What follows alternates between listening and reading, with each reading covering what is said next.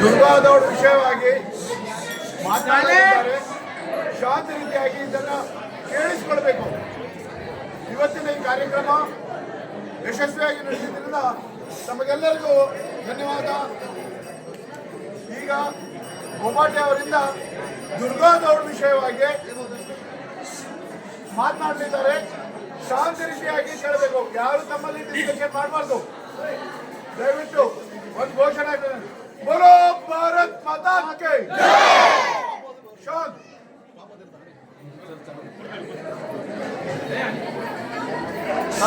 ಯಾರು ಮಾತಾಡಬಾರ್ದು. 5 ನಿಮಿಷ ಬಾಯ್ ಬಂದ್ ಮಾಡ್ರಿ ಎಲ್ಲರೂ.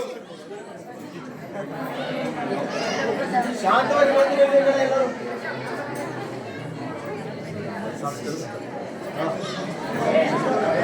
ದೀಪ ಚಂದ್ರ ಲಿಖೇವ ವರ್ಧಿಷ್ಣು ವಿಶ್ವ ಬಂದಿದ್ದ ಶಾಹುನೋ ಶಿವಶೈಷ್ಯ ಮುದ್ರ ಭದ್ರಾಯ ರಾಜತೆ. ಪ್ರಪ್ರಥಮವಾಗಿ ಛತ್ರಪತಿ ಶಿವಾಜಿ ಮಹಾರಾಜ್ ಅವರ ರಾಜ್ಯ ಮುದ್ರವನ್ನು ಹೇಳ್ತಾ ಇಲ್ಲಿ ಉಪಸ್ಥಿತ ಇದ್ದಂತ ಗುರು ಹಿರಿಯರ ಪಾದಗಳಿಗೆ ಅನೇಚಿ ನಮಸ್ಕರಿಸುತ್ತಾ, ಮುಖ್ಯವಾಗಿ ಈ ಕ್ಷೇತ್ರದ ಗ್ರಾಮ ದೇವತಾ ಶ್ರೀ ದಾಂಡೇಲೆಪ್ಪನ ಪಾದಗಳಿಗೆ ಅನೇಚಿ ನಮಸ್ಕರಿಸುತ್ತಾ ತಮ್ಮೆಲ್ಲರಿಗೂ ಈ ಕಾರ್ಯಕ್ರಮದಲ್ಲಿ ಸ್ವಾಗತವನ್ನು ಕೋರ್ತಾ, ಹಾಗೆ ನಿರಂತರವಾಗಿ ನೀವು 9 ದಿನ ದಾಂಡೇಲಿಯ ಎಲ್ಲ ರಾಜ್ಯ ಬೀದಿಗಳನ್ನ ರಂಗೋಲಿಯಿಂದ ರಂಗುಗೊಳಿಸಿ ತಮ್ಮ ಚಿಕ್ಕ ಮಕ್ಕಳಿಗೆ ಅನೇಕ ವೇಷಭೂಷಣಗಳಲ್ಲಿ ಶೃಂಗಾರಗೊಳಿಸಿ ಇಡೀ ದಾಂಡೇಲಿಯನ್ನ ಕೇಸರಿಯಲ್ಲಿ ಮಿಂಚಿದಂತ ಪ್ರತಿಯೊಬ್ಬರಿಗೂ ಕೋಟಿ ಕೋಟಿ ಧನ್ಯವಾದಗಳು. ಹಾಗೆ ನಿರಂತರವಾಗಿ 9 ದಿನ ಈ ದುರ್ಗಾದೋರ್ ಕಾರ್ಯಕ್ರಮದಲ್ಲಿ ನಿಸ್ವಾರ್ಥ ಸೇವಾ ಮನೋಭಾವದಿಂದ, ಭಕ್ತಿಯಿಂದ, ಶಕ್ತಿಯಿಂದ ತಾವೆಲ್ಲರೂ ಈ ಕಾರ್ಯಕ್ರಮದಲ್ಲಿ ಬಂದು ಭಾಗವಹಿಸಿದ್ರಿ. ಈ ಕಾರ್ಯಕ್ರಮವನ್ನು ಯಶಸ್ವಿಗೊಳಿಸಿರಿ. ಅದಕ್ಕೂ ಕೂಡ ನಿಮಗೆ ಕೋಟಿ ಕೋಟಿ ಧನ್ಯವಾದಗಳು. ಹಾಗೆ ಈ ದುರ್ಗಾದೋರ್ ಕಾರ್ಯಕ್ರಮದ ಉದ್ದೇಶವನ್ನ ಪ್ರಾಸ್ತಾವಿಕ ನುಡಿಗಳಲ್ಲಿ ತಮ್ಗೆಲ್ಲರಿಗೂ ತಿಳಿಸಬೇಕು ಅಂತ ಶಿವಪ್ರತಿಷ್ಠಾನ್ ಹಿಂದೂಸ್ತಾನ್ ದಾಂಡೇಲಿಯ ಕೆಲವು ಸದಸ್ಯರು ನನಗೆ ಜವಾಬ್ದಾರಿಯನ್ನು ಕೊಟ್ಟಿದ್ದಾರೆ. ಆ ಉದ್ದೇಶದಿಂದ ನಾನು ಬಂದು ಇವತ್ತು ನಿಂತು ಮಾತಾಡ್ತಿದ್ದೇನೆ. ಏನಾದರೂ ತಪ್ಪಿದ್ದಲ್ಲಿ ತಾವೆಲ್ಲರೂ ಕ್ಷಮಿಸಬೇಕು. ಹಾಗೆ ಈ ಊರಿನಲ್ಲಿ ಅನೇಕ ಕಾರ್ಯಕ್ರಮಗಳು ನಡೀತವೆ, ಜನ ಸೇರ್ತಾರೆ, ಜಾತ್ರೆ ರೀತಿಯಲ್ಲಿ ಜನ ಸೇರ್ತಾರೆ. ಆದ್ರೆ ಆ ಕಾರ್ಯಕ್ರಮದಿಂದ ತೆಗೆದುಕೊಂಡು ಹೋಗುವಂತ ಸಂದೇಶವೇನು ಮತ್ತು ಇವತ್ತು ಈ ಕಾರ್ಯಕ್ರಮದಿಂದ ಹರಡುವಂತ ಸಂದೇಶವೇನು ಅನ್ನೋದು ಬಹಳ ಮುಖ್ಯ. ತಾವೆಲ್ಲರೂ ಲಕ್ಷ್ಯವನ್ನು ಕೊಟ್ಟು ಕೇಳಬೇಕು. 1983ರಲ್ಲಿ ಶಿವ ಪ್ರತಿಷ್ಠಾನ್ ಹಿಂದೂಸ್ತಾನ್ ಸಮಿತಿಯ ಅಧ್ಯಕ್ಷರಾದಂತ ಶಂಭಾಜಿ ಬಿಡೆಗುರುಜರು ಈ ದುರ್ಗಾದೋರ್ ಕಾರ್ಯಕ್ರಮವನ್ನು ಪ್ರಾರಂಭ ಮಾಡಿದ್ರು. ಪ್ರಪ್ರಥಮವಾಗಿ ಎಲ್ಲ ಜಾತಿ ಮತ ಪಂಥಗಳ ಪ್ರಮುಖರನ್ನು ಒಂದೇ ವೇದಿಕೆಯಲ್ಲಿ ಒಂದುಗೂಡಿಸಿ ಹಿಂದೂ ಸಮಾಜದ ಐಕ್ಯತೆಗಾಗಿ ಆಯೋಜಿಸಿರುವಂತಹ ಈ ದುರ್ಗಾದೋರ್ ಕಾರ್ಯಕ್ರಮ ಪ್ರಪ್ರಥಮವಾಗಿ ಪ್ರಾರಂಭ ಮಾಡಿದ್ದು ಬಿಡೆಗುರುಜಿಯವರು. ಹಿಂದ್ವಾ ಸಹೋದರ ಸರ್ವೇ ನ ಹಿಂದೂ ಪತಿತ್ವ ಭವೇತ ಅನ್ನುವ ವಾಕ್ಯ ಘೋಷದೊಂದಿಗೆ ಈ ದುರ್ಗಾದೋರ್ ಕಾರ್ಯಕ್ರಮವನ್ನು ಪ್ರಾರಂಭ ಮಾಡಲಾಯಿತು. ಈ ದುರ್ಗಾದೋರ್ ಕಾರ್ಯಕ್ರಮವನ್ನು ಅವರು ಪ್ರಾರಂಭ ಮಾಡಬೇಕಾದ್ರೆ ಅನೇಕ ಹಳ್ಳಿಗಳಿಗೆ ಹೋಗಿ, ನಗರಗಳಿಗೆ ಹೋಗಿ ಜನಜಾಗೃತಿ ಕಾರ್ಯಕ್ರಮಗಳನ್ನು ಮಾಡಿ ಹಿಂದೂ ಜನರನ್ನ ಜಾಗೃತಿಗೊಳಿಸುವ ಮುಖಾಂತರವಾಗಿ 1983ರಿಂದ 2010ರವರೆಗೆ 27 ವರ್ಷಗಳ ಕಾಲ ಅವರು ಈ ದುರ್ಗಾದೋರ್ ಕಾರ್ಯಕ್ರಮಕ್ಕಾಗಿ ಹೋರಾಟ ಮಾಡಿದ್ದಾರೆ. ಯಾವ ದೇಶದಲ್ಲಿ ಒಂದು ದುರ್ಗಾದೋರ್ ಕಾರ್ಯಕ್ರಮವನ್ನು ಪ್ರಾರಂಭ ಮಾಡಬೇಕಾದ್ರೆ 27 ವರ್ಷಗಳ ಕಾಲಾವಕಾಶ ಬೇಕಾಗುತ್ತೆ. ಒಂದು ರಾಮ ಮಂದಿರ ಕಟ್ಟಬೇಕಾದ್ರೂ ನಮಗೆ 500 ವರ್ಷಗಳ ಕಾಲಾವಕಾಶ ಬೇಕಂತಂದ್ರೆ ನಮ್ಮ ಭಾರತದಲ್ಲಿ ಇದ್ದಂತ ಹಿಂದೂಗಳ ಪರಿಸ್ಥಿತಿ ಯಾವ ರೀತಿಯಾಗಿದೆ ಅಂತ ನೀವು ಕಲ್ಪನೆ ಮಾಡ್ಕೊಳ್ಳಿ. ಒಂದು ದುರ್ಗಾದೋರ್ ಕಾರ್ಯಕ್ರಮ ಮಾಡಬೇಕಾದ್ರೆ 27 ಅನೇಕ ವಿವಾದಗಳಲ್ಲಿ ಸಿಲುಕಿಕೊಂಡು ಅನೇಕ ಬಾರಿ ನ್ಯಾಯಾಲಯದ ಮೆಟ್ಟಿಲ ಹತ್ತಿ ಬಂದಿದ್ದಾರೆ. ಅವರು ಯಾರಿಗೂ ಬಗ್ಗದವರು ನಿರಂತರವಾಗಿ 27 ವರ್ಷ ಹೋರಾಟವನ್ನ ಮಾಡಿ 2010ರಲ್ಲಿ ಅಫಿಷಿಯಲ್ ಅನುಮತಿ ಪಡೆದುಕೊಂಡು ಈ ದುರ್ಗಾದೋರ್ ಕಾರ್ಯಕ್ರಮವನ್ನ ಕೇವಲ 10-15 ಮಂದಿಯನ್ನು ತೆಗೆದುಕೊಂಡು ಸಾಂಗ್ಲಿಯಲ್ಲಿ ಪ್ರಪ್ರಥಮವಾಗಿ ಪ್ರಾರಂಭ ಮಾಡಿದ್ದು. ಇವತ್ತು ಈ ಕಾರ್ಯಕ್ರಮ ದಿನ ದಿನ ವರ್ಷ ಜಾಸ್ತಿ ಆಗ್ತಾ ಕಾಲಕ್ರಮೇಣವಾಗಿ ಜನರು ಜಾಸ್ತಿ, ಇವತ್ತು ಕೋಟ್ಯಾಂತರ ಲಕ್ಷಾಂತರ ಜನ ಕರ್ನಾಟಕ, ಮಹಾರಾಷ್ಟ್ರ ಪ್ರಮುಖವಾಗಿ ಈ ಕಾರ್ಯಕ್ರಮ ಅದ್ಭುತವಾಗಿ ನೆರವೇರಿಸುತ್ತೆ. ಅದಕ್ಕೆ ಇಲ್ಲಿ ನಿಂತಿರುವಂತಹ ಪ್ರತಿಯೊಬ್ಬ ಮನುಷ್ಯ, ಪ್ರತಿಯೊಬ್ಬ ವ್ಯಕ್ತಿ ಸಾಕ್ಷಿ. ಅದಕ್ಕಾಗಿ ಅವರು ಈ ದುರ್ಗಾದೋರ್ ಕಾರ್ಯಕ್ರಮವನ್ನು ಪ್ರಾರಂಭ ಮಾಡಬೇಕಾದ್ರೆ ಬಹಳಷ್ಟು ವಿವಾದಗಳಿಗೆ ಸಿಲುಕೊಂಡಿದ್ದಾರೆ. ನಿಮಗೆ ಬಿಡೆ ಗುರುಜಿಯವರ ಬಗ್ಗೆ ಹೇಳಬೇಕಂದ್ರೆ ಅವರು MSc ಫಿಸಿಕ್ಸ್ ನಲ್ಲಿ ಗೋಲ್ಡ್ ವಿದ್ಯಾರ್ಥಿ. ಪೂನಾದಲ್ಲಿ ಒಂದು ಕಾಲೇಜ್ನಲ್ಲಿ ಪ್ರೊಫೆಸರ್ ಆಗಿ ಕೆಲಸ ಮಾಡ್ತಿದ್ದ ಸಂದರ್ಭದಲ್ಲಿ ಛತ್ರಪತಿ ಶಿವಾಜಿ ಮಹಾರಾಜ್ ಮತ್ತು ಸಂಭಾಜಿ ಮಹಾರಾಜ್ ಅವರ ಜೀವನ ಚರಿತ್ರೆಗಳನ್ನು ಓದಿ ಕೆಲಸಕ್ಕೆ ರಾಜೀನಾಮೆ ಕೊಟ್ಟು ನಾನು ಈ ದೇಶಕ್ಕೆ ಏನಾದರೂ ಮಾಡಲೇಬೇಕು ಅನ್ನೋ ಉದ್ದೇಶವನ್ನ ಇಟ್ಕೊಂಡು ಕೋಟ್ಯಾಂತರ ರೂಪಾಯಿದ ಮೌಲ್ಯದ ಆಸ್ತಿಯನ್ನು ಹೊಂದಿದ್ರು ಕೂಡ ಅದನ್ನ ಸಮಾಜಕ್ಕೆ ದಾನ ಮಾಡಿ ಅವರು ಕೇವಲ ಒಂದು 10x10 ಕೋಣೆಯಲ್ಲಿ ಉಳ್ಕೊಂಡು ನಾನು ಈ ದೇಶದ ಯುವಕರಿಗೆ ಪ್ರೇರಣೆ ಆಗಬೇಕು, ಅವರಿಗೆ ನಾನು ಛತ್ರಪತಿ ಶಿವಾಜಿ ಮಹಾರಾಜರ ಮತ್ತು ಸಂಭಾಜಿ ಮಹಾರಾಜರ ಜೀವನ ಚರಿತ್ರೆ ಹೇಳಿ ನಾನು ಅವರಿಗೆ ಎಲ್ಲರಿಗೂ ಒಂದು ಉತ್ಸಾಹವನ್ನು ತುಂಬಬೇಕು ಅನ್ನೋ ಉದ್ದೇಶದಿಂದ ಅವರು ಈ ದುರ್ಗಾದೋರ್ ಕಾರ್ಯಕ್ರಮದಲ್ಲಿ ಒಂದು ಕೈ ಹಾಕಿ ಅವರು ಈ ದುರ್ಗಾದೋರ್ ಕಾರ್ಯಕ್ರಮವನ್ನು ಪ್ರಾರಂಭ ಮಾಡಿದ್ರು. ಹಾಗೆ ಅವರ ಕಡೆ ಇವತ್ತಿಗೂ ಕೂಡ ಕೋಟ್ಯಾಂತರ ರೂಪಾಯಿ ಮೌಲ್ಯದ ಆಸ್ತಿ ಇದರ ಸಮಾಜಕ್ಕೆ ದಾನ ಮಾಡಿ ಅವರ ಕಡೆ ಇರುವಂತ ಇವತ್ತು ಆಸ್ತಿ ಅಂದ್ರೆ ಒಂದು 10x10 ಕೋಣೆ, ಅವರಿಗೆ ಉಡುಗೊರೆಯಾಗಿ ಕೊಟ್ಟಿರುವಂತ ಅನೇಕ ಪುಸ್ತಕಗಳು, 4 ಧೋತಿ, 4 ಕುರ್ತಾ ಮಾತ್ರ ಇರೋದು.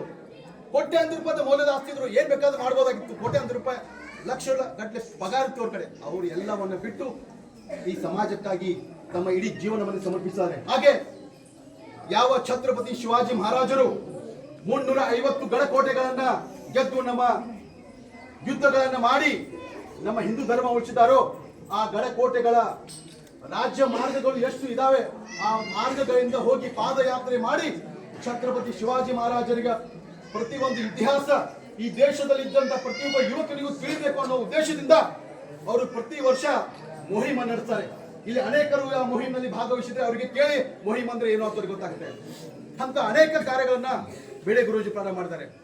ಅವರು ಈ ದೇಶಕ್ಕೆ ಪರಿಚಯ ಆಗಿದ್ದು 2014ರಲ್ಲಿ ನರೇಂದ್ರ ಮೋದಿಯವರು ಚುನಾವಣಾ ರ್ಯಾಲಿಗೆ ಅಂತ ಹೇಳಿ ಸಾಂಗ್ಲಿಗೆ ಹೋದಾಗ ಅವರಿಗೆ ಸ್ವಯಂ ಆಗಿ ಯಾವುದೇ ನಿಮಂತ್ರಣ ಇಲ್ಲದೆ ಹೋಗಿ ಭೇಟಿಯಾಗಿದ್ದಾಗ ನರೇಂದ್ರ ಮೋದಿಯವರು ಹೇಳಿದ್ದು ಬಿಡೆ ಗುರೂಜಿ ಅವರಿಗೆ, ನಾನು ದೇಶದ ಪ್ರಧಾನಮಂತ್ರಿ ಆದ್ರೆ ನನ್ನ ಕಡೆಯಿಂದ ನೀನು ಏನು ಅಪೇಕ್ಷೆ ಪಡ್ತೀರಂತ ಬಿಡೆ ಗುರೂಜಿ ಅವರಿಗೆ ಹೇಳಿದಾಗ ಗುರೂಜಿ ಅವರು ಒಂದು ಮಾತು ಹೇಳಿದ್ರು, ನೀವು ದೇಶದ ಪ್ರಧಾನಮಂತ್ರಿ ಆದ್ರೆ ಕೆಂಪು ಕೋಟೆಯಿಂದ ಮಾತಾಡುವಾಗ ನಿಮ್ಮ ತಲೆಯ ಮೇಲೆ ಪೇಟ ಯಾವತ್ತೂ ಇರಬೇಕು, ನೀವು ಬುಲೆಟ್ ಪ್ರೂಫ್ ಗ್ಲಾಸ್ ಇಲ್ಲದೆ ಧೈರ್ಯದಿಂದ ಎದೆ ತಟ್ಟಿ ಮಾತಾಡಬೇಕು ಅನ್ನುವ ಮಾತನ್ನು ಹೇಳಿದಾಗ ನರೇಂದ್ರ ಮೋದಿ जी ಹೇಳಿದ್ರು, आप जैसे असंख्यात लोग हमारे देश के असली हीरो है, आपके जैसे महान व्यक्ति लोगों का बातों का पालन करना हमारा धर्म है ಅಂತ ಹೇಳಿ ಇವತ್ತಿಗೂ ಕೂಡ ನರೇಂದ್ರ ಮೋದಿ जी ಅವರು ನೋಡೋರಬೇಕು.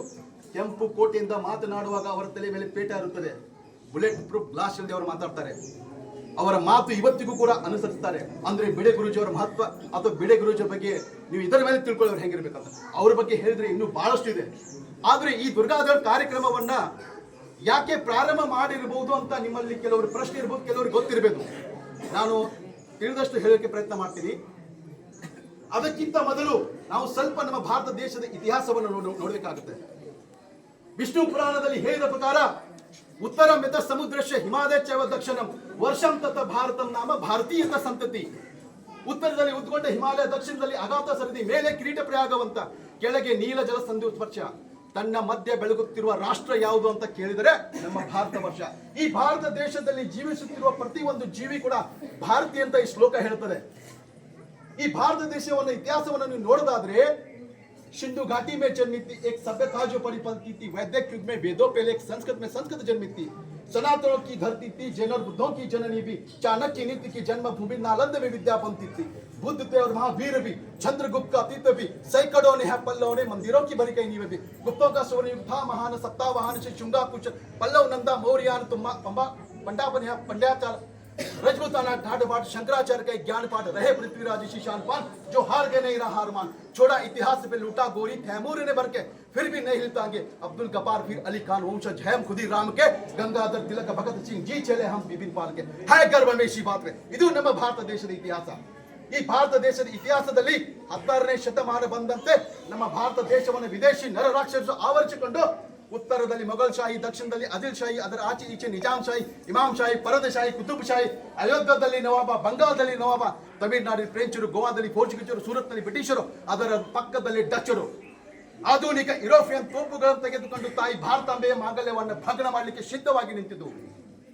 ಈ ಭಾರತ ದೇಶದಲ್ಲಿ 16ನೇ ಶತಮಾನ ಬಂದಂತೆ ಹಿಂದೂಗಳ ಪರಿಸ್ಥಿತಿ ಯಾವ ರೀತಿಯಾಗಿತ್ತು ಅಂತ ಹೇಳಿದ್ರೆ, ಯಾವ ದೇಶದಲ್ಲಿ ಸನಾತನ ಧರ್ಮ ಹುಟ್ಟಿ ಬೆಳೆದು ಬೆಳಗಿ ಜಗತ್ತು ಅಜ್ಞಾನದ ಅಂಧಕಾರದಲ್ಲಿ ಮುಳುಗಿ ಹೋಗುವಂತ ಸಂದರ್ಭದಲ್ಲಿ ಜಗತ್ತಿನ ಮುಂದೆ ಜ್ಞಾನ ಭಾಸ್ಕರರಂತೆ ಹೊಳೆದು ತನ್ನ ಜ್ಞಾನದ ಉಷ ಕಿರಣಗಳಿಂದ ಇಡೀ ಜಗತ್ತನ್ನೇ ಪ್ರಜ್ವಲಿಸಿದಂತ ನಮ್ಮ ಸನಾತನ ಧರ್ಮ ಹುಟ್ಟಿ ಬೆಳೆದಂತ ಈ ಭಾರತ ದೇಶದಲ್ಲಿ 16ನೇ ಶತಮಾನ ಬಂದಂತೆ ಹಿಂದೂಗಳ ಪರಿಸ್ಥಿತಿ ಏನಾಗಿತ್ತು ಅಂತ ಹೇಳಿದ್ರೆ, ಯಾವುದೋ ದೇಶದಿಂದ ಬಂದಿರುವಂತ ಮುಘಲರಿಗೆ ನಾವು ಜಜಿಯಾ ಕಂದಾಯವನ್ನು ಕೊಡಬೇಕು, ನಮ್ಮ ತೀರ್ಥ ಯಾತ್ರೆಗಳಿಗೆ ಹೋಗ್ಬೇಕಾದ್ರೂ ನಾವು ಜಜಿಯಾ ಕಂದಾಯವನ್ನು ಕೊಡಬೇಕು, ನಮ್ಮ ಮನೆಯಲ್ಲಿ ಇದ್ದಂತ ಶಿವಲಿಂಗನ ಆರಾಧನೆ ಮಾಡಬೇಕಾದ್ರೂ ಜಜಿಯಾ ಕಂದಾಯವನ್ನು ಕೊಡುವಂತ ಪರಿಸ್ಥಿತಿ ದೇಶದಲ್ಲಿ ನಿರ್ಮಾಣವಾಗಿತ್ತು. ನಮ್ಮ ಹೆಣ್ಣು ಮಕ್ಕಳ ಮೇಲೆ ಅತ್ಯಾಚಾರಗಳನ್ನು ಪ್ರಾರಂಭ ಮಾಡಲಾಯಿತು 16ನೇ ಶತಮಾನದಲ್ಲಿ. ಯಾವ ರೀತಿ ಅತ್ಯಾಚಾರ ಅಂದ್ರೆ ಸಾಮಾನ್ಯವಾದ ಅತ್ಯಾಚಾರ ಅಲ್ಲ. ಗರುಡ ಪುರಾಣದಲ್ಲಿ ಹೇಳಿದ ಪ್ರಕಾರ ಸಾಯುವಂತ ಪ್ರಕಾರಗಳು 101 ಪ್ರಕಾರಗಳಿವೆ. ಅದರಲ್ಲಿ ಬಹಳ ಭಯಾನಕವಾದ, ಬಹಳ ಕ್ರೂರವಾದ ಸಾವು ಅಂದ್ರೆ ಅಗ್ನಿಯಿಂದ ಸಾವು. 16ನೇ ಶತಮಾನದಲ್ಲಿ ಮುಘಲರ ಆಕ್ರಮಣವನ್ನು ಆದಾಗ, ತನ್ನ ರಾಜ್ಯ ಸೋಲುವಂತ ಪರಿಸ್ಥಿತಿಯಲ್ಲಿ ಬಂದಾಗ, ಅಲ್ಲಿ ಇದ್ದಂತ ಹೆಣ್ಣು ಮಕ್ಕಳು ಒಂದು ದೊಡ್ಡ ಹೋಮದ ಕುಂಡವನ್ನ ಮಾಡಿ ಸ್ವತಃ ತಾವಾಗಿ ಗಂಗಾ ಜಲವನ್ನ ಬಾಯಲ್ಲಿ ಇಟ್ಕೊಂಡು, ತುಳಸಿನ ಇಟ್ಕೊಂಡು ಜಿಗಿದು ತನ್ನ ಪ್ರಾಣವನ್ನ ಕೊಡ್ತಿದ್ರು. ಅಂದ್ರೆ ನೀವು ಕಲ್ಪನೆ ಮಾಡ್ಕೊಳ್ಳಿ, ನಮ್ಮ ಹೆಣ್ಮಕ್ಳಿಗೆ ಎಷ್ಟೊಂದು ನೋವಾಗ್ತಿರ್ಬೋದು ಅಂತ. ಇಲ್ಲಿ ಎಷ್ಟೇ ದೊಡ್ಡ ಪುರುಷಾರ್ಥ ಹೊಂದಿದ ಮನುಷ್ಯ ಇದ್ರು, ಇವತ್ತು ಮನೆಗೆ ಹೋಗಿ ನೀವು ಒಂದು ಬಿಸಿ ಪಾತ್ರೆ ಮೇಲೆ ಒಂದು 5 ನಿಮಿಷ 5 ಸೆಕೆಂಡ್ ಕೈ ಇಟ್ಟು ನೋಡಿ, ನಿಮ್ಮಲ್ಲಿ ಇದ್ದಂತ ಪುರುಷಾರ್ಥ ತಕ ಕುಣಿಲಿಕ್ಕೆ ಪ್ರಾರಂಭ ಮಾಡ್ತದೆ. ಅಂತದ್ರಲ್ಲಿ ಸ್ವತಃ ತಾವೇ ಗಂಗಾ ಜಲವನ್ನು ತೆಗೆದುಕೊಂಡು ಒಂದು ಕುಂಡದಲ್ಲಿ ಜಿಗಿದು 1000 ಹೆಣ್ಣು ಮಕ್ಕಳು ಅಗ್ನಿಯಲ್ಲಿ ತನ್ನ ಜೀವವನ್ನು ಕಳೆದುಕೊಡ್ತೇನೆ ಅಂದ್ರೆ ಎಷ್ಟೊಂದು ನೋವು ಕಷ್ಟ ಆಗ್ತಿತ್ತು ನೀವು ಕಲ್ಪನೆ ಮಾಡ್ಕೊಳ್ಳಿ. ಅವರಿಗೆ ಸಾಯಲಿಕ್ಕೆ ಅನೇಕ ಮಾರ್ಗಗಳಿದ್ವು. ನೇಣಕೊಂಡು ಸಾಯ್ಬೋದಾಗಿತ್ತು, ಉರ್ಲಕೊಂಡು ಸಾಯ್ಬೋದಾಗಿತ್ತು, ನೀರಲ್ಲಿ ಜಿಗತ್ ಸಾಯ್ಬೋದಾಗಿತ್ತು, ವಿಷವನ್ನು ತೆಗೆದುಕೊಂಡು ಸಾಯ್ಬೋದಾಗಿತ್ತು. ಆದ್ರೆ ಇದೇ ಮಾರ್ಗವನ್ನ ಆರಿಸಿಕೊಂಡಿದ್ದು ಕಾರಣ ಏನಂತ ಹೇಳಿದ್ರೆ, ಇಲ್ಲಿ ನಿಂತಿರುವಂತ ಪ್ರತಿಯೊಬ್ಬರ ಕಡೆ ಡಿಜಿಟಲ್ ತಂತ್ರಜ್ಞಾನವನ್ನು ಅನುಸರಿಸಿಕೊಂಡು ಲೆಕ್ಕಾಚಾರ ಮಾಡುವಂತ ಕಂಪ್ಯೂಟರ್ ಮೊಬೈಲ್ಸ್ಗಳಿದಾವೆ. ಸರ್ಚ್ ಮಾಡಿ ನೋಡಿ, ಒಂದು ವರ್ಡ್ ಇದೆ, ನೈಕ್ರೋಫಿಲಿಯಾ. ವಾಟ್ ಈಸ್ ದ ಮೀನಿಂಗ್ ನೈಕ್ರೋಫಿಲಿಯಾ ಅಂದ್ರೆ? ಒಂದು ಸತ್ತಿರುವ ಹೆಣಕ್ಕೆ ಬಲಾತ್ಕಾರವನ್ನ ಮಾಡುವ ಮನೋಸ್ಥಿತಿಯನ್ನ ನೈಕ್ರೋಫಿಲಿಯಾ ಅಂತಾರೆ. ಅಂತ ಮನೋಸ್ಥಿತಿಯನ್ನ ಇಟ್ಕೊಂಡು ಈ ಮುಘಲರು ನಮ್ಮ ಹೆಣ್ಣು ಮಕ್ಕಳನ್ನ ಬಲಾತ್ಕಾರವನ್ನ ಮಾಡ್ತಿದ್ರು. ಇದು ಎಲ್ಲರೂ ಕೂಡ ನೀವು ಸರ್ಚ್ ಮಾಡಿ ನೋಡಿ. ಅಂತ ಮನೋಸ್ಥಿತಿಯನ್ನ ಇಟ್ಕೊಂಡು ಬಲಾತ್ಕಾರ ಮಾಡಿದಾಗ ತನ್ನ ಪವಿತ್ರತೆಯನ್ನ ಕಾಪಾಡಿಕೊಳ್ಳಲಿಕ್ಕೆ, ರಾಜ್ಯ ಮನೆತನ ಗೌರವವನ್ನ ಕಾಪಾಡಿಕೊಳ್ಳಲಿಕ್ಕೆ ಇಂಥ ಸಾಹಸಕ್ಕೆ ಹೆಣ್ಣು ಮಕ್ಕಳು ಕೈ ಹಾಕ್ತಿದ್ರು. ಅದಕ್ಕೆ ಉದಾಹರಣೆ ರಾಣಿ ಪದ್ಮಾವತಿ ಪಿಕ್ಚರ್ ನೋಡಿರ್ಬೇಕು ನೀವು. ಅದರಲ್ಲಿ ಪ್ರತೀಕ ಎಲ್ಲವನ್ನ ತೋರಿಸಿದೆ. ಎಲ್ಲವನ್ನ ತಾವು ಇದನ್ನ ಗಮನಿಸಬೇಕು. ಆದ್ರೆ ಇಂಥ ಪರಿಸ್ಥಿತಿಯಲ್ಲಿ ಬಂದಾಗ ನಮ್ಮ ದೇಶ ಇನ್ನೇನು ಹಿಂದೂ ಧರ್ಮವೇ ಉಳಿಯೋದಿಲ್ಲ ಅನ್ನೋ ಪರಿಸ್ಥಿತಿ ಭಾರತ ದೇಶದಲ್ಲಿ ನಿರ್ಮಾಣವಾಗಿತ್ತು.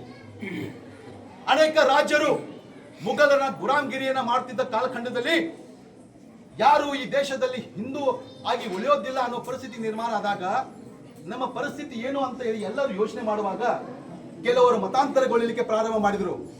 ಹೆದರಿ ಕಂದಾಯವನ್ನು ಕೊಡ್ಲಿಕ್ಕಾಗಿ ಕೆಲವರು ಮತಾಂತರ ಆದರು. ಇನ್ನೇನು ಹಿಂದೂ ಧರ್ಮವೇ ಉಳಿಯೋದಿಲ್ಲ ಅನ್ನೋ ಸಂದರ್ಭದಲ್ಲಿ ಒಬ್ಬ ತಾಯಿ ಎದ್ದು ನಿಂತಾಳೆ. ಆ ತಾಯಿಯೇ ಜೀಜಾಮಾತೆ.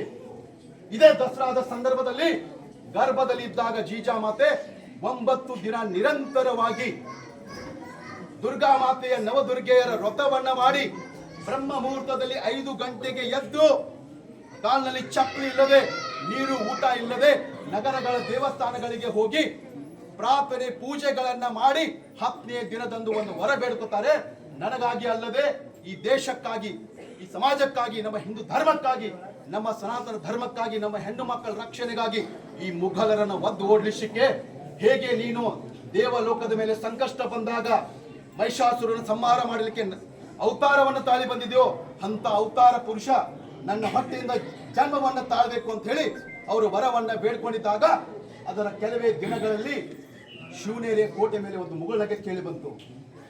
19 ಫೆಬ್ರವರಿ 1630 तो निश्चयाचा महामेरू बहुत जनांची आधारू अखंड स्थितीचा निर्धारू श्रीमंत योगी नीतिवंत दयावंत सामर्थ्यवंत कीर्तिवंत जाणता राजा क्षत्रिय कुलावतंस सिंहासनाधीश्वर महाराजादी महाराज छत्रपति शिवाजी महाराज जन्मवನ್ನ ತಾಳಿ ಬಂದರು. ಇಡೀ ಭಾರತ ದೇಶದ ಇತಿಹಾಸವನ್ನೇ ಬದಲಾಯಿಸಿದರು. ಮುಘಲರು ಛತ್ರಪತಿ ಶಿವಾಜಿ ಮಹಾರಾಜ್ ಅಂದ್ರೆ ಸಾಕು ಗಡಗಡ ನಡೆಯುತ್ತಿತ್ತು. ಅಂತ ಪರಿಸ್ಥಿತಿಯನ್ನ ಛತ್ರಪತಿ ಶಿವಾಜಿ ಮಹಾರಾಜ್ ತಂದುಕೊಟ್ಟಿದ್ರು. ಛತ್ರಪತಿ ಶಿವಾಜಿ ಮಹಾರಾಜರ ಬಗ್ಗೆ ನಿಮಗೆ ಹೇಳಬೇಕಂದ್ರೆ, ಈ ದೇಶದಲ್ಲಿ ಛತ್ರಪತಿ ಶಿವಾಜಿ ಮಹಾರಾಜ್ ಹುಟ್ಟಿಲ್ಲಾಗಿದ್ರೆ ಏನಾಗ್ತಿತ್ತು ಅಂತ ನಮ್ಮ ಪರಿಸ್ಥಿತಿ ಕವಿ ಭೂಷಣ್ ಅವರು ಒಂದು ಶಿವಭಾವನೆ ಎಂಬ ಪುಸ್ತಕದಲ್ಲಿ ಬರೆದು ಹೋಗಿದ್ದಾರೆ.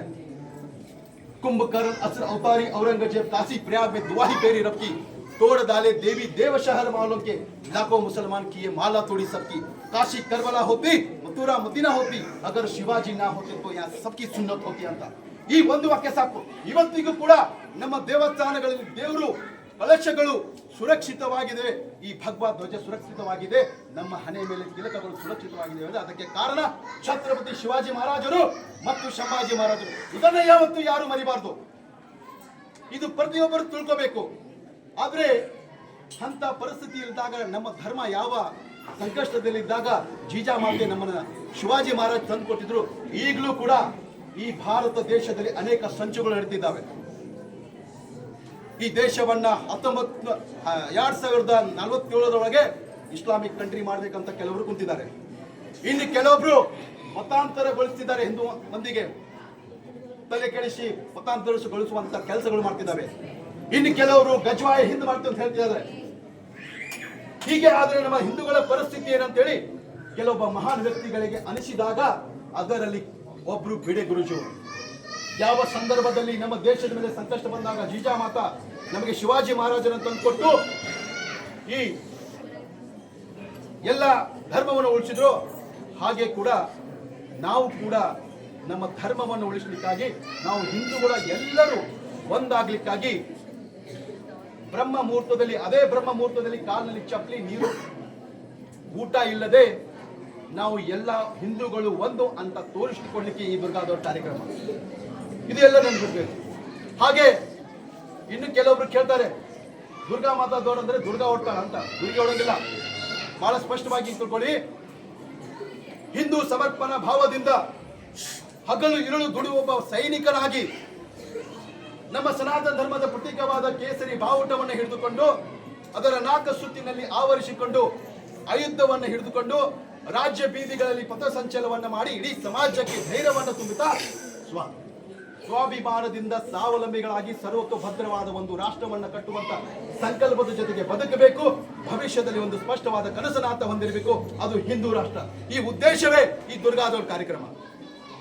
ನಾವು ಕೂಡ ಪ್ರಾರಂಭದಲ್ಲಿ ತಿಳ್ಕೊಂಡಿದ್ದೀವಿ ದುರ್ಗಾದೌಡ್ ಕಾರ್ಯಕ್ರಮ ಅಂದ್ರೆ ನಾವು ಕೇಸರಿ ಟಾವಲ್ ಅನ್ನು ಹಾಕಿಕೊಂಡು 1-2 ಫೋಟೋ ತೆಗೆದುಕೊಂಡು ಫೇಸ್ಬುಕ್ ಅಲ್ಲಿ ಹಾಕಿದ್ರೆ ಮುಗಿದೋಯ್ತು ಅಂತ. ಆದ್ರೆ ನಾನು ಯಾವಾಗ ಉದ್ದೇಶವನ್ನು ತಿಳ್ಕೊಂಡಿದಾಗ ನನ್ಗೆ ಗೊತ್ತಾಯ್ತು ಈ ಕಾರ್ಯಕ್ರಮದ ಉದ್ದೇಶ ಏನು ಅಂತ. ಅದಕ್ಕೆ ಎಲ್ಲರೂ ತಿಳ್ಕೋಬೇಕು. ನಮ್ಮ ವೇದ ಪುರಾಣಗಳಿದಾವೆ, ಇಲ್ಲಿ ಇರುವಂತ ಮಕ್ಕಳಿಗೆ ತಾವು ಹೇಳ್ಕೊಡ್ಬೇಕು. ನಾವು ಹೇಳಿಕೊಟ್ಟಿದ್ದಾಗ ಮಕ್ಕಳಿಗೆ ಗೊತ್ತಾಗೋದು. 4 ವೇದಗಳಿದಾವೆ, ಋಗ್ವೇದ, ಸಾಮವೇದ, ಅಥರ್ವೇದ. ಇಂಥ ವೇದಗಳ ಬಗ್ಗೆ ತಾವು ಮಕ್ಕಳಿಗೆ ಹೇಳ್ಕೊಡ್ಬೇಕು. ರಾಮಾಯಣ, ಮಹಾಭಾರತ ಎಲ್ಲದರ ಬಗ್ಗೆ ನೀವು ಹೇಳ್ಕೊಡ್ಬೇಕು. ಪ್ರತಿಯೊಬ್ಬರು ಹೇಳಿದಾಗ ನಮ್ಮ ಮಕ್ಕಳಿಗೆ ಗೊತ್ತಾಗಬೇಕು. ಅದಕ್ಕಾಗಿ ಈ ದುರ್ಗಾದೌಡ್ ಕಾರ್ಯಕ್ರಮ ಉದ್ದೇಶವನ್ನ ತಾವು ತಿಳ್ಕೊಂಡಿದಾಗ ಇದು ಸಾಧ್ಯ ಆಗುತ್ತೆ. ಅದಕ್ಕೆ ತಾವೆಲ್ಲರೂ ಈ ದುರ್ಗಾದೌಡ್ ಕಾರ್ಯಕ್ರಮದಲ್ಲಿ ಭಾಗವಹಿಸಿದಾಗ ಕೆಲವೊಂದು ನಿಯಮಗಳಿದಾವೆ, ದಯವಿಟ್ಟು ಕೇಳಬೇಕು. ಈ ದುರ್ಗಾದೌಡದಲ್ಲಿ ಕಾರ್ಯಕ್ರಮವನ್ನ ನೀವು ಭಾಗವಹಿಸಿದಾಗ ಕೆಲವೊಂದು ನಿಯಮಗಳಿದಾವೆ. ಈ ಭಗವಾ ಧ್ವಜ ನಮ್ಮ ಸನಾತನ ಧರ್ಮದ ಪ್ರತೀಕ. ಇದನ್ನ ತೆಗೆದುಕೊಂಡು ನಾವು ರಾಜ ಬೀದಿಗಳಲ್ಲಿ ಪಥಸಂಚಲನ ಮಾಡುವಾಗ ಅದರ ಮುಂದುಗಡೆ ಯಾರು ಹೋಗಬಾರದು ಅಂತ ಒಂದು ನಿಯಮ ಇದೆ. ದಯವಿಟ್ಟು ತಪ್ಪು ತಿಳ್ಕೋಬಾರ್ದು. ಆದ್ರೆ ಇರುವಂತ ಕೆಲವೊಂದು ನಿಯಮಗಳನ್ನ ನಾವು ಹೇಳ್ಬೇಕಾಗುತ್ತೆ. ಯಾರಿಗಾದ್ರೂ ಬೇಜಾರಾದ್ರೂ ಪರವಾಗಿಲ್ಲ ಅಂತ ಹೇಳ್ಬೇಕಾಗುತ್ತೆ. ಯಾರು ಮುಂದೆ ಹೋಗಬಾರದು. ಯಾಕಂದ್ರೆ ಆ ಭಗವಾಗೆ ನಾವು ಮನಸ್ಸಿಂದ ಆದರ್ಶ ಬೆಳೆಸಬೇಕು. ಅದಕ್ಕೆ ತಮ್ಮಲ್ಲಿ ನಾನು ದಯವಿಟ್ಟು ವಿನಂತಿ ಮಾಡ್ಕೊಳ್ತೇನೆ, ಯಾರಾದ್ರೂ ಮುಂದೆ ಓಡಬೇಕಾದ್ರೂ ಸ್ವಲ್ಪ ವಿಚಾರ ಮಾಡಿ ಓಡಬೇಕು. ಎಲ್ಲವನ್ನ ತಿಳ್ಕೊಂಡು ನೀವು ದುರ್ಗಾದೌಡ್ ಉದ್ದೇಶವನ್ನ ತಿಳ್ಕೊಂಡಾಗಿದ್ದು ಸಾಧ್ಯ. ಯಾಕಂದ್ರೆ 1893ರಲ್ಲಿ ಬಾಲ್ ಗಂಗಾಧರ್ ತಿಲಕ್ ಜಿ ಅವರು ಇದು ನಮ್ಮ ಗಣಪತಿಯನ್ನ ಸಾರ್ವಜನಿಕ ಪ್ರಪ್ರಥಮವಾಗಿ ಇಟ್ಟಿದ್ರು. ಉದ್ದೇಶ ನಾವು ಹಿಂದೂಗಳೇ ಎಲ್ಲ ಒಂದಾಗಬೇಕು, ಬ್ರಿಟಿಷರ ವಿರುದ್ಧ ಹೋರಾಡಬೇಕು ಅಂತ. ಆದ್ರೆ ನೀವು ಈಗ ನೋಡ್ತಾ ಇದ್ದೀರಿ ಗಲ್ಲಿಗಳಲ್ಲಿ 4 ಗಣಪತಿಗಳು ಕುಂದಿರ್ತಿದ್ದಾವೆ. ನಾವು ಹಿಂದೂಗಳು ಒಂದಾಗ್ಲಿಕ್ಕೆ ಸಾಧ್ಯನಾ? ಈ ದುರ್ಗಾದೌಡ್ ಕಾರ್ಯಕ್ರಮ ನಾಳೆ ಹಂಗೆ ಆಗ್ಬಾರ್ದು. ಅದಕ್ಕೆ ತಾವೆಲ್ಲರೂ ಉದ್ದೇಶವನ್ನ ತಿಳ್ಕೋಬೇಕು. ಎಲ್ಲವನ್ನ ತಿಳ್ಕೊಂಡು ಈ ದುರ್ಗಾದೌಡದಲ್ಲಿ ಭಾಗವಹಿಸಬೇಕು. ಅದಕ್ಕಾಗಿ ನಾವು ನಿಮಗೆ ತಿಳಿಸಿ ಹೇಳುವಂತ ಪ್ರಯತ್ನ. ಇನ್ನು ಬಹಳಷ್ಟು ವಿಷಯಗಳಿದಾವೆ, ಆದರೆ ಸಮಯದ ಅಭಾವ. ಮತ್ತೆ ಮುಂದಿನ ವರ್ಷ ನಾವು ಮತ್ತೆ ನಿಮಗೆ ತಿಳಿಸಿ ಹೇಳುವಂತ ಪ್ರಯತ್ನಗಳು ಮಾಡ್ತೀವಿ. ಅದೇ ರೀತಿ ನಾವು ಏನಾದರೂ ನಿಮಗೆ ಹೇಳಿದಲ್ಲಿ ನೋವಾಗಿದ್ರೆ ಶಿವ ಪ್ರತಿಷ್ಠಾನ ಹಿಂದೂಸ್ತಾನ್ ಸಮಿತಿ ದಾಳಿಯಲ್ಲಿ ಕ್ಷಮಿಸ್ಬೇಕಂತ ನಾವು ಹೇಳ್ತಿದ್ದೀವಿ. ಆದ್ರೆ ಇದೇ ರೀತಿ ಪ್ರತಿ ವರ್ಷ ಈ ದುರ್ಗಾದವ್ರ ಕಾರ್ಯಕ್ರಮದಲ್ಲಿ ಜನರು ಭಾಗವಹಿಸಬೇಕಂತ ನಾವು ನಿಮ್ಮಲ್ಲಿ ಎಲ್ಲರೂ ವಿನಂತಿಯನ್ನ ಮಾಡ್ಕೊತೀವಿ. ಕೊನೆಯದಾಗಿ ಒಂದು ವಿಷಯ ಹೇಳ್ತೀನಿ, ಯಾರೇ ಇರಲಿ ಒಂದು ವಿಷಯ ಹೇಳ್ತೀನಿ, ಯಾವ ರೀತಿ ನೀವು ಈ ದುರ್ಗಾದವರಲ್ಲಿ ಭಾಗವಹಿಸಿದಾಗ ನಿಮ್ಮಲ್ಲಿ ಜೋಶ್ ಇರ್ಬೇಕಂದ್ರೆ, ಮನ್ ಮೇ ಹೈ ಧೈರ್ಯ ತನ್ ಮೇ ಪ್ರಚಂಡ ಶೋರ್ बन के चंद्रगुप्त मौर्य प्रलय हम मचाएंगे, महाराणा शिवाजी की संतति कहते हम शीश कट जाए भले झुकने ना पाएंगे, बार बार छेड़िए ना हिंदू और भारत के स्वाभिमान को, अन्यथा बाद में बहुत पछताएंगे, सौगंध मां भवानी की उठेगी ललकार जब आपके घरों पे शील कवे मंडराएंगे. ಎಲ್ಲವನ್ನ ಉದ್ದೇಶವನ್ನು ಇಟ್ಕೊಂಡು ತಾವು ಈ ದುರ್ಗಾದವರದಲ್ಲಿ ಭಾಗವಹಿಸಬೇಕು. ಎಲ್ಲರೂ ಶಾಂತ ರೀತಿಯಾಗಿ ನನ್ನ 4 ಮಾತುಗಳನ್ನು ಕೇಳಿದ್ರಿ. ತಮ್ಮೆಲ್ಲರಿಗೂ ಕೋಟಿ ಕೋಟಿ ಧನ್ಯವಾದಗಳು.